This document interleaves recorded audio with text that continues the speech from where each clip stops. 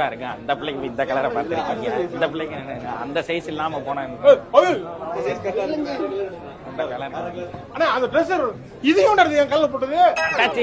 அவங்கள பாருங்க. ஆமா அவங்கள பாத்து எடுங்க மச்சான், அந்த லுங்கி நல்லா இருக்கு அவருக்கு, அவருக்கு பாத்து எடுங்க.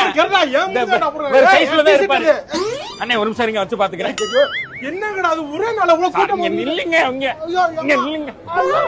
நசுக்குறாங்க கொன்றாங்க. ஐயோ ஏங்க இப்படி நிக்கிறீங்க? இடிக்காம போங்கடா சார், ஒரு ஓரமா நிக்கலாம் இல்ல?